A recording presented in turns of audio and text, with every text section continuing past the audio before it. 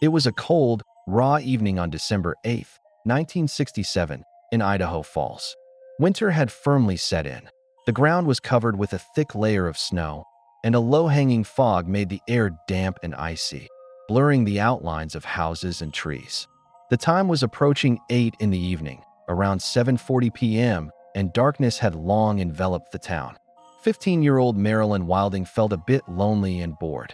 Her parents were out on errands, her younger brother and sister were occupied with their games inside the house, and she longed for company, for a real conversation. Hoping to see someone she knew or just to breathe in the frosty air, she threw on her coat and stepped out onto the porch. The silence was almost ringing, broken only by the distant hum of a passing car and her own breath turning into vapor. And then her attention was caught by a strange glow. It wasn't the steady light of a streetlight nor the intermittent beam of car headlights. A bright, almost unnatural light reflected off the white snow in the yard, creating a pulsating luminescence. The source of the light was somewhere above the house, but the roof partially blocked it from the porch. Curiosity overcame the cold. Marilyn wrapped her coat tighter around herself and descended the creaking steps into the yard, peering into the foggy sky above the roof. When she had taken a few steps away from the house, her breath caught. Directly in front of her, about 100 meters from the house and approximately 20 meters above the ground, hovered a large, brightly glowing object. It was so intensely bright that it dazzled her eyes, making it almost impossible to distinguish any colors on its surface or even its precise shape. It seemed to radiate light from its entire being, a cold, white, intense light that pierced even the dense fog. It was roundish in shape, perhaps slightly flattened top and bottom, about the size of a car, as she would later describe it to an investigator from NICAP, National Investigations Committee on Aerial Phenomena. The object hung completely motionless and silent. No engine hum, no hissing, no crackling. Absolute silence, which made the sight even more eerie and unreal. Marilyn froze, forgetting the cold and boredom. Fear mingled with awe and incredible curiosity. The object was so close. It seemed to her she could have picked up a snowball or a stone from the ground and thrown it far enough to reach it. This proximity was simultaneously frightening and fascinating. As she stood there, wide-eyed, trying to process what she was seeing, the object slowly, smoothly turned and tilted slightly to one side, as if displaying itself. And at that moment, Marilyn saw a detail that transformed the simply strange glowing object into something far more intriguing and unsettling. A transparent, convex dome was clearly visible on its upper part. Through this dome, the dark silhouettes of two figures could be discerned. They were sitting or standing inside, motionless. But due to the incredible brightness of the object itself and the glare on the dome's surface, discerning any details of the figures, their height, clothing, features, was utterly impossible. They were merely shadows, outlines, a hint of intelligent presence inside the machine. Seeing this, Marilyn could no longer stand still. The realization that someone was inside, watching, caused a fresh surge of adrenaline. She turned and ran back to the house as fast as she could. Bursting into the warm entryway, she yelled, calling her younger sister. "Jenny, come here quick. You have to see this. There's something hanging out there." But Jenny, absorbed in her game or simply unwilling to brave the cold, lazily replied from her room, "I'm barefoot, Marilyn. I'm not going. It's probably just an airplane light." No amount of persuasion worked. Realizing she couldn't drag her sister out, and afraid of missing something important, Marilyn ran back out into the yard.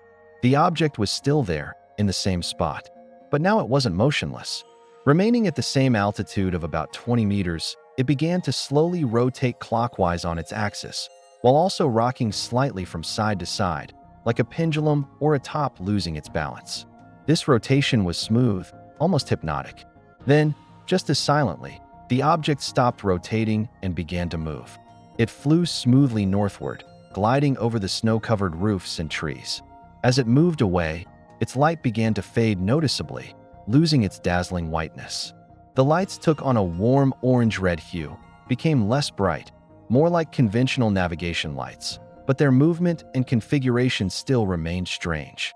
"Look, quick, to the window," Marilyn shouted now to her younger brother and sister, who had finally come to the door, hearing her excited cries for the second time. They ran to the living room window just in time to see the receding orange light before it finally melted away into the foggy December night.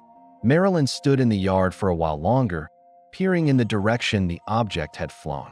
Her heart was pounding. The cold chilled her to the bone, but she hardly noticed it. What was it? Where did it come from? And who were the two figures in the dome? The entire incident, from the moment she stepped onto the porch until the object disappeared, lasted no more than 3 minutes. But those 3 minutes had overturned her understanding of the world.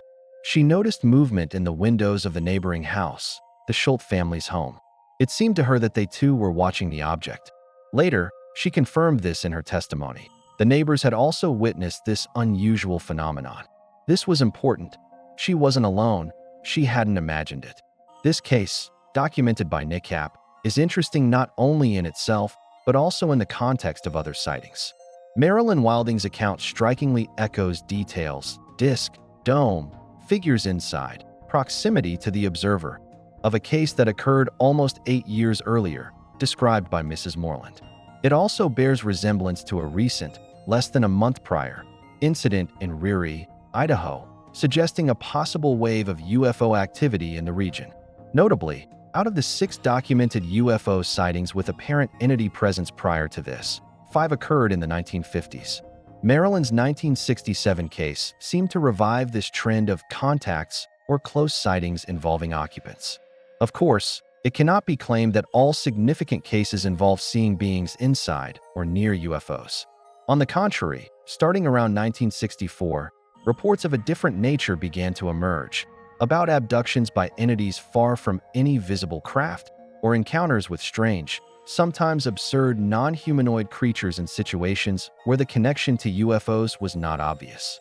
Some of these stories seemed so bizarre, as if fabricated to test the limits of human credulity or discredit the subject itself. However, researchers emphasize, such accounts should not be dismissed merely because they don't fit our preconceived notions of what aliens or their visits should be like. Every case, like the one Marilyn Wilding experienced on that cold evening, adds a fragment to the vast, complex, and still poorly understood mosaic of the UFO phenomenon.